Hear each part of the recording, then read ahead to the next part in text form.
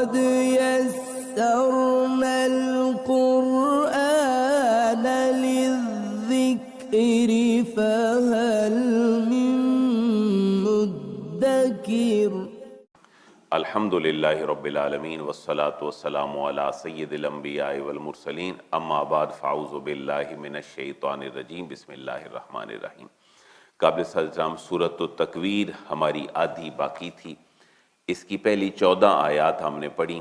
سورہ تکویر 30ویں پارے کی سورت ہے، مکی ہے اور 1 رکوع پر مشتمل ہے۔ اس کا جو مرکزی موضوع ہے وہ ایمان بالآخرت ہے، اس کو عقلی دلائل کے ساتھ جو ہے وہ واضح کیا گیا ہے۔ بعض مکی صورتیں ایسی ہیں کہ جن میں استدلال جو تاریخی واقعات ہو چکے ہیں آخرت پر ایمان نہ لانے والوں کے برے انجام کے حوالے سے، اس حوالے سے بڑے لمبے لمبے واقعات ذکر کیے جاتے ہیں، جیسے قوم عاد ہے، قوم سمود ہے۔ بعض اوقات مکی صورتوں میں جو دلیل ہے وہ عقلی لحاظ سے پکڑی جاتی ہے۔ یہ جو سورہ مبارکہ ہے اس میں جو قیامت کے شواہدات ہیں ان کو بیان کیا گیا، اور آج کی جو آیات مبارکہ ہیں ان کے 2 موضوع ہیں، آیت نمبر 15 سے لے کر آیت نمبر 29 تک یہ جو صورت ہماری مکمل ہو جائے گی۔ اس کے صرف 2 موضوعات ہیں۔ ایک موضوع یہ ہے کہ یہ قرآن مجید فرقان حمید جو ہے یہ اللہ کی نازل کردہ کتاب ہے، یہ معزز فرشتے جبریل علیہ السلام کی وساطت سے اللہ نے حضور تک پہنچائی، اور پھر حضور نے من و ان ایز اٹ از آگے پہنچا دی۔ اس کے اندر کسی شک کی گنجائش نہیں ہے۔ یہ 2 آج کے مرکزی موضوعات ہیں کہ یہ کتاب مجید جو ہے یہ اللہ کی نازل کردہ ہے، اس کو جو امانت دار فرشتہ ہے وہ لے کر آیا، اور میرا حبیب کریم جو تمہارے ساتھی ہیں یہ بھی تم تک ٹھیک ٹھیک بات کو پہنچا دیتے ہیں۔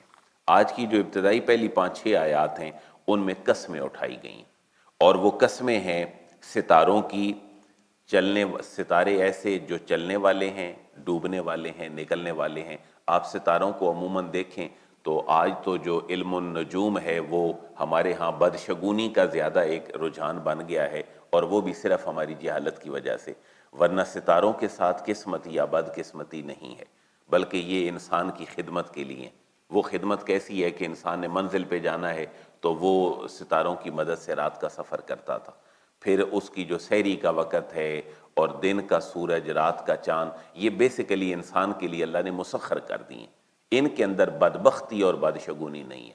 اس کائنات میں جو بھی ہوتا ہے ظاہر ہے وہ اس کائنات میں ہوتا ہے جس پہ سورج چمکتا ہے، جس پہ چاند چمکتا ہے۔ کائنات تو پوری اللہ کی ہے۔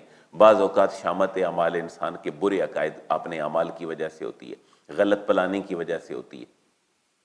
اب ایک بندہ کہیں 1 کروڑ کی انویسٹمنٹ کرے اور وہ منگل والے دن نقصان ہو جائے، اور اس کی انویسٹمنٹ غلط ہو، پلاننگ ٹھیک نہ ہو، تو اس کی غلطی ہے، منگل کی غلطی نہیں ہے کہ اس دن کوئی غلط انویسٹمنٹ وہ کر بیٹھا۔ ہمارے ہاں بیسیکلی کچھ ایسا ہوتا ہے۔ تو جو اہل عرب تھے وہ ستاروں، سورج اور چاند اور دیگر چیزوں سے بدشگونی پکڑتے تھے۔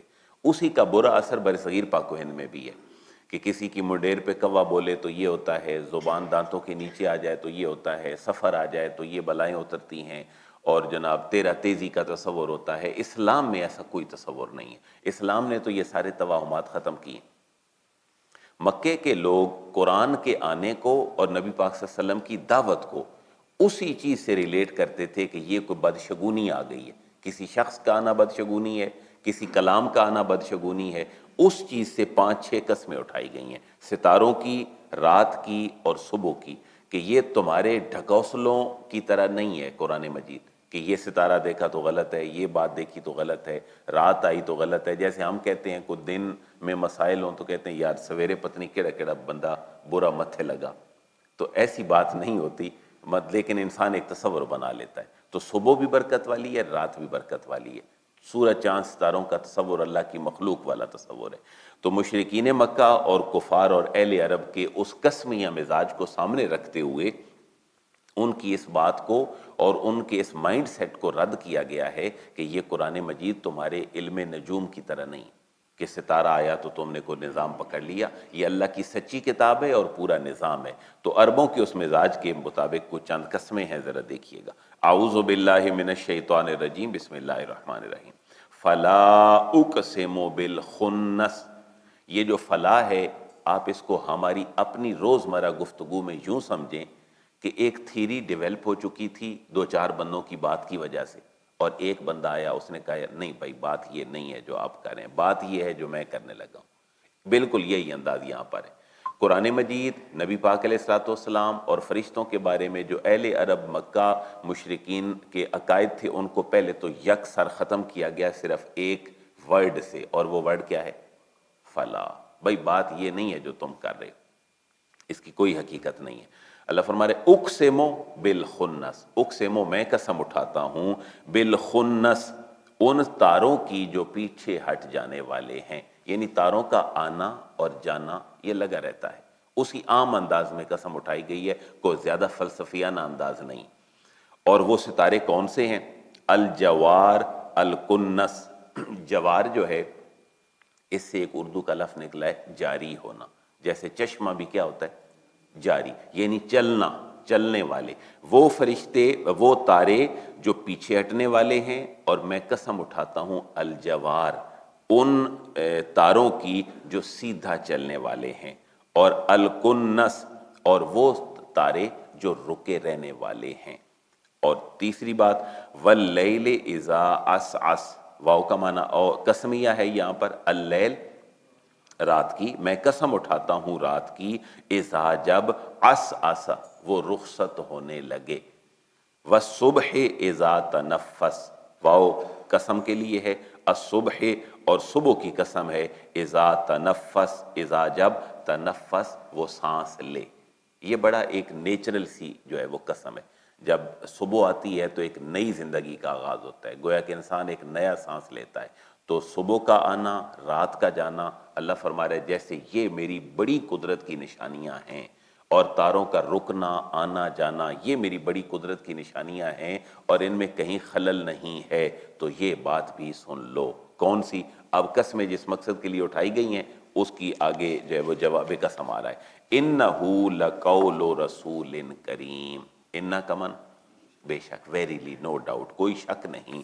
یہ جو ہو ضمیر ہے یہ قرآن مجید کی طرف لوٹ رہی ہے، اس سے پرو ناؤن سے مراد ایک ناؤن ہے جو اللہ کی ریویلیشن اور وہ وحی ہے اور وہ قرآن ہے۔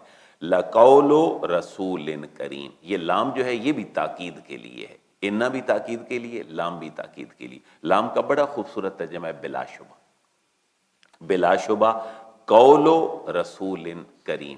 یہ جو قرآن ہے قولو، یہ قول ہے کس کا لایا ہوا؟ رسول کریم، رسول ایک میسنجر کا، اور کریم کا معنی عزت والا، ایک معزز میسنجر یعنی جبریل امین کا لایا ہوا، اللہ کی طرف سے بھیجا ہوا یہ کلام ہے۔ اس کے لیے 5 قسمیں اٹھائی گئی، یعنی جیسے تمہارے تاروں کے ساتھ وابستہ عقائد کمزور ہیں، یہ قرآن کا آنا ایسا کمزور نہیں ہے۔ تمہارے اٹکل پچو ہو سکتے ہیں لیکن قرآن اٹکل پچو نہیں ہے۔ یہ جس ہستی کے ذریعے بھیجا گیا ہے یعنی جبریل امین، یہاں رسول کریم سے مراد جبریل امین ہے، یہاں رسول بمانا فرشتہ ہے، ویسے قرآن میں رسول بمانا نبی اور پیغمبر بھی ہوتے ہیں۔ رسول کریم یہ معزز ایک لائے ہوئے فرشتے کا کلام ہے جو اللہ کا کلام ہے اور وہ لے کر آئے ہیں۔ اس فرشتے کا عالم کیا ہے؟ وہ کوئی کچا پکا فرشتہ نہیں ہے۔ ایک بات اور ذہن میں رکھیں، کفار کا، مشرکین کا، اہل عرب کا ایک یہ نظریہ بھی تھا کہ آسمان کی کچھ، زمین کی کچھ فورسز ہیں جنات وغیرہ کی، کہ جن کی دسترس ہے عالم بالا تک، وہ وہاں کے راز یہ لے کے آتے ہیں اور کائنات کا نظام چلاتے ہیں۔ ان کے لیے قرآن نے ان کے عقیدے کی اصلاح کی جو شہاب ثاقب کی ہے، وہ رات کو ٹوٹتا ہے، وہ یہی فورسز جو اوپر جاتی ہیں ان کا کوئی وہاں تصور نہیں، وہاں ان کو سٹوننگ کر کے، رجم کر کے واپس بھگا دیا جاتا ہے۔ تو اس فرشتے کے بارے میں کہا جا رہا ہے تم کو غلط عقیدہ نہ رکھو کہ کوئی ایسا کمزور فرشتہ ہے کہ اللہ کا کلام لا رہا ہو اور راستے میں کوئی اس سے چھین لے یا اپنی طرف سے کوئی بات اس میں ایڈ کر دے، ایسا نہیں۔ ذی قوہ، بڑا آسان سا ترجمہ ہے۔ یہ فرشتہ کون ہے؟ ایک تو ہے رسول کریم، کریم معزز فرشتہ ہے، اور ذی قوہ قوت والا ہے، ذو ذا ذی تینوں کا معنی والا ہی ہوتا ہے، تو یہ گرامیٹیکلی بعض اوقات ذی آ جاتا ہے، یہ کریم من کی وجہ سے ذی آیا ہے، اگر کریم من ہوتا تو یہ ذو ہوتا۔ ذی قوتن، یہ جبریل یہ فرشتہ قوت والا ہے، اور عند ذی العرش مکین، اس کا ٹھکانہ کدھر ہے؟ عند، پاس، ذی العرش عرش کے ہاں، ایسا عرش مکین جو کہ اس کی جو مکانت ہے، ان کا جو ٹھہرنا ہے وہ عرش کے پاس ہے، اور یہ بہت قوت والا فرشتہ ہے، اور مالک عرش جو ہے وہ بڑی عزت والا ہے، اور اس کے ہاں ان کا ٹھکانہ ہے، اور مطاع ثم امین۔ بعض اوقات ایسے ہوتا ہے جو بندہ کسی کا ملازم ہو وہ اپنے باس کی مانتا ہے، تو یہاں کہا جا رہا ہے وہ فرشتہ جو ہے وہ کریم بھی ہے، وہ قوت والا بھی ہے، اور مالک عرش کے ہاں عزت والا بھی ہے، اور مطاع، مطیع نہیں ہے۔ مطیع کون ہوتا ہے؟ فرما برداری کرنے والا، اور مطاع وہ ہوتا ہے جس کی فرما برداری کی جائے۔ یہ ایسا فرشتہ ہے مطاع، سارے فرشتے اس کی اتباع کرنے والے ہیں۔ اور ساتھ ہی سما امین، یہ سما اور سما میں تھوڑا فرق ہوتا ہے، سما گرامیٹیکلی اور چیز ہے، اور سما جو ہے یہ اور چیز ہے۔ آپ اس کو ایڈورب سمجھ سکتے ہیں، ایڈورب آف پلیس سمجھ سکتے ہیں، وہاں جہاں اس کی اطاعت ہوتی ہے، سما وہاں، یہ اس کی جو کنسیڈریشن ہے وہ یہ ہے کہ یہ امین، یہ وہاں امین بھی مشہور ہیں جو فرشتے اس کی اتباع کرتے ہیں۔ اور فرشتے کتنے ہیں؟ کاؤنٹ لیس، جن کی گنتی ہی نہ کی جا سکے، اتنے فرشتے اللہ تبارک و تعالیٰ نے اس کائنات کے پورے نظام کے لیے جو ہے وہ تخلیق فرمائے۔ ایک حدیث مبارکہ ہے کہ 70,000 فرشتے نبی پاک علیہ الصلوۃ والسلام کے مزار اقدس پہ درود شریف کے لیے صبح جاتے ہیں، اور 70,000 ہی شام کو، جو ایک دفعہ چلے جائیں وہ پھر قیامت تک ان کی دوبارہ باری نہیں آتی۔ کتنے فرشتے ہیں جو معمور ہیں سورج کے لانے پر، چاند کے لانے پر۔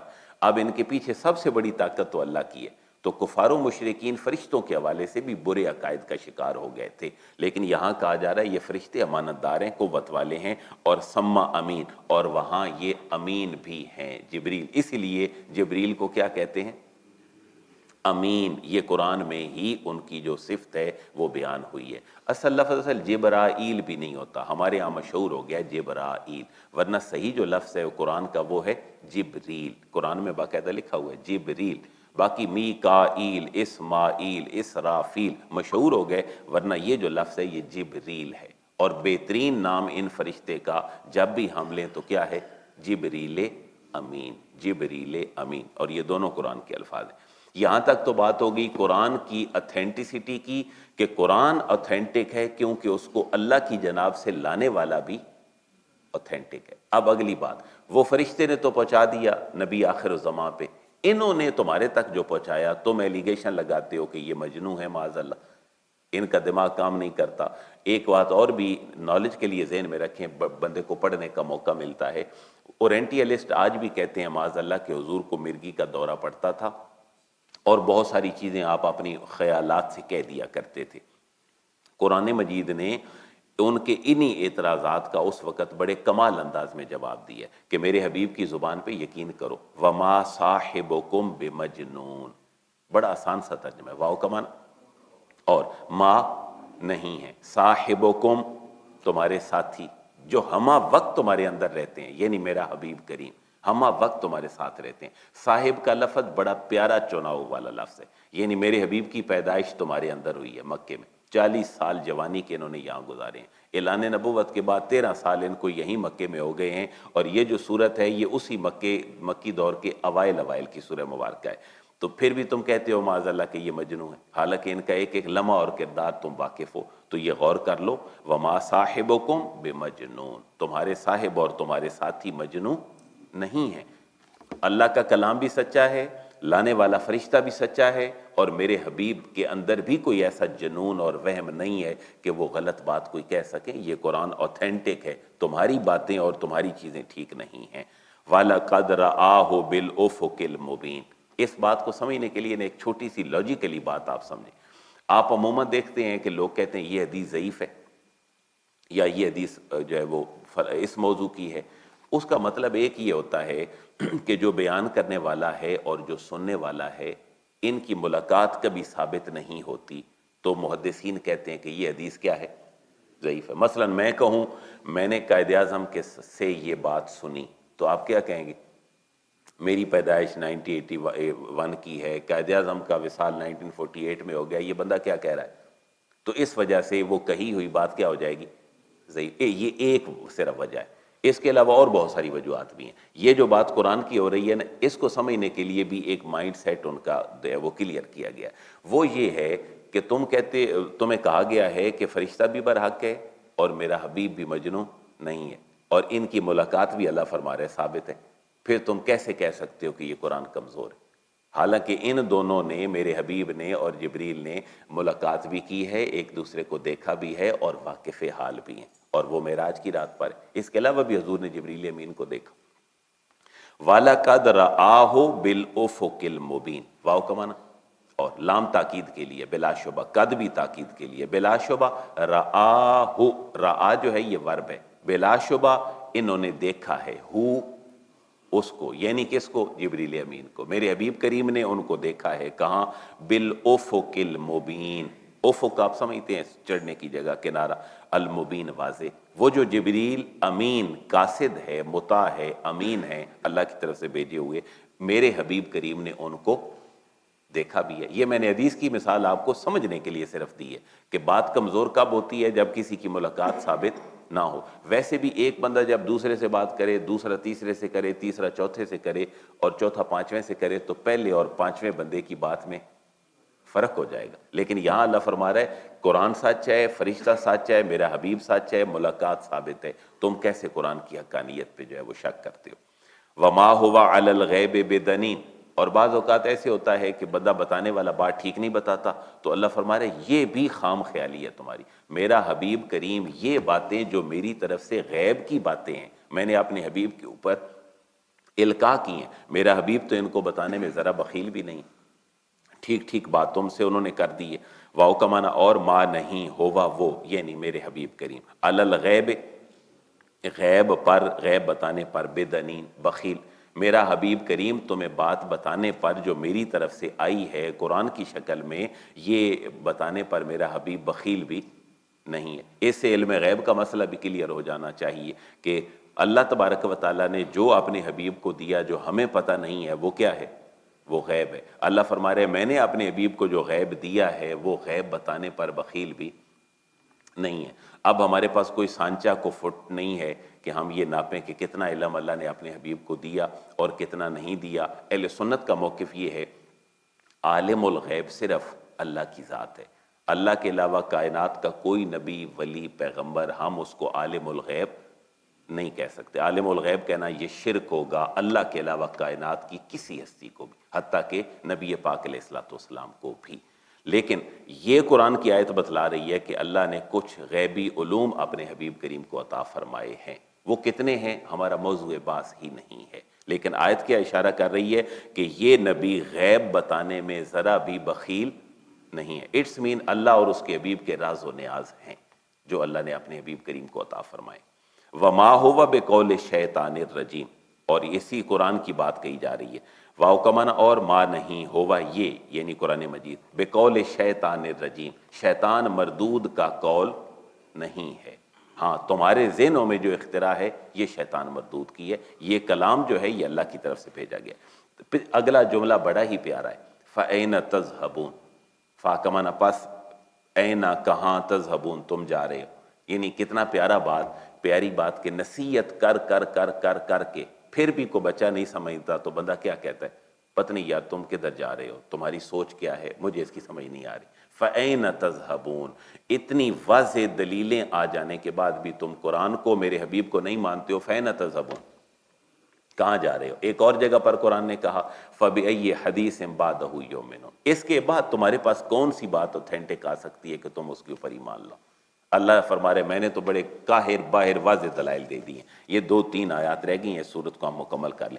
ان ہوا الا ذکر للعالمین، یہ ان اور الا کو اگر آپ تھوڑی دیر کے لیے اپنے ذہن میں سکپ کر لیں تو ترجمہ پیارا سمجھ آئے گا، ہوا ذکر للعالمین، یہ قرآن کیا ہے؟ ہوا، یہ قرآن ذکرن، یہ نصیحت ہے، للعالمین، جہانوں کے لیے۔ اب ان اور ہوا جو ہے یہ ایمفیسس کے لیے لایا گیا، ان کا معنی نہیں، ہوا کا معنی، اللہ کا معنی مگر، یعنی یہ نفی اور جمع کا جو اسلوب ہے نا یہ تاکید کے لیے ہوتا ہے۔ ان نہیں ہے، ہوا یہ قرآن مجید، اللہ مگر، ذکر للعالمین، سارے جہانوں کے لیے نصیحت۔ اسی لیے ہمیں یہ کوشش نہیں کرنی چاہیے کسی بھی جگہ پر کسی بھی مغرب یورپ کو باور کروانے کے لیے کہ ہر سائنس کی بات قرآن سے ہی ثابت ہے۔ قرآن صرف اور صرف کیا ہے؟ کتاب نصیحت ہے، ہدایت والی کتاب ہے۔ باقی کچھ کائنات کے سائنسی حقائق ایک قرآن ان کے اوپر روشنی ڈال کے واضح کر دے، یہ بسم اللہ کوئی اس کے اندر حرج نہیں ہے، لیکن ایڑی چوٹی کا زور لگا کے اس کو سائنس کی کتاب ثابت کرنا یہ بھی کوئی مسلمانوں کا فریضہ نہیں۔ کتاب ہدایت ہے، سائنس ترقی کر رہی ہے، قرآن بہت ساری چیزوں کو اس سے پہلے ہی واضح کر چکا ہے۔ ایک ماں کے پیٹ میں بچے کی تصویر ہی اگر دیکھ لیں کہ عالم ارواح تو سائنس کا موضوع نہیں ہے نا، سائنس شروع ہوتی ہے پریگنینسی سے، اس سے پہلے بھی نہیں ہوتی۔ ہاں ورنہ کوئی ایسے ٹیسٹ آ جائیں کہ پری میرج ٹیسٹ ہو جائیں کہ اولاد ہوگی کہ نہیں، سپرم ٹھیک ہیں کہ نہیں، آج کل ایسے ٹیسٹ بھی ہیں، اور بعض جگہوں پر شاید یہ دنیا میں قوانین بھی ہیں کہ اگر مضبوط ہیں تو شادی کی جائے، ورنہ نہیں ہے تو ایسا نہ ہو۔ تو سائنس کا جو ہے موضوع وہ میٹر ہے اور مادہ ہے، قرآن تو روحانیت اور اس عالم کی بھی بات کر رہا ہے۔ ان هو الا ذکر للعالمین، نہیں ہے قرآن مگر نصیحت سب اہل جہان کے لیے، لیکن نصیحت پکڑے گا کون؟ لمن شاء منکم ان یستقیم، ہدایت تب آئے گی جب میں کوشش کروں۔ میں پہلے بھی عرض کرتا ہوں مثال کے لیے، ایک آپ افلاطون یا ارسطو بٹھا دیں کسی بھی کلاس روم میں بچوں کو پڑھانے کے لیے، ارسطو یا افلاطون، پڑھے گا صرف کون؟ جو اپنے دل و دماغ کی کھڑکیاں کھول کے رکھے گا۔ تو قرآن اتنا بڑا کتاب ہدایت ہے، اللہ فرما رہا ہے یہ نصیحت ہی نصیحت ہے، لیکن ہے کے لیے لمن شاء، لام کا معنی کے لیے، من جو شاء چاہے، جو چاہے اسی کے لیے، منکم تم میں سے، ان یستقیم کہ وہ سیدھی راہ پر چلے، جو چاہے قرآن اس کے لیے ہدایت ہے، جو چاہتا ہی نہیں ہے کانوں میں وہ روئی رکھ لیتا ہے، غور ہی نہیں کرتا، تو پڑھاتا اس کو بڑا سائنسدان بھی رہے تو شاید وہ آرٹس کا بندہ بھی نہ نکلے۔ وما تشاءون الا ان یشاء اللہ رب العالمین، یہ اسی جملے کی ایک مزید تفصیل ہے کہ تم اگر کھڑکی کھول کے نہیں رکھو گے تو پھر کہو گے کہ اللہ چاہتا ہی نہیں تھا کہ مجھے ہدایت مل جائے، تو ایسی بات تو نہیں۔ ہاں تم نہیں چاہو گے تو اللہ بھی نہیں چاہے گا۔ اس آیت کا سمپل سا مفہوم یہ ہے، تم چاہو گے تو یقیناً اللہ چاہے گا، تم نہیں چاہو گے تو اللہ کیسے چاہے گا کہ تمہیں ہدایت ملے؟ اللہ نے تو شعور تمہیں دے دیا ہے سننے کے لیے، سمجھنے کے لیے۔ وما تشاءون، واو کا معنی اور ما نہیں، تشاءون تم چاہ سکتے، تم نہیں چاہ سکتے، الا مگر ان یشاء اللہ رب العالمین کہ جب اللہ چاہے۔ کون اللہ؟ رب العالمین، جو سارے جہانوں کا رب ہے۔ تو تین مرکزی موضوعات تھے جی سورت کے، قیامت کی حقانیت کو ثابت کرنا ابتدائی صورت میں، اس کے بعد قرآن اور نبی پاک علیہ الصلوۃ والسلام اور جبریل امین۔ انشاءاللہ زندگی رہی تو کل ہماری سورۃ الانفطار شروع ہوگی۔ اللہ قرآن کا فہم ہم سب کو نصیب فرمائے۔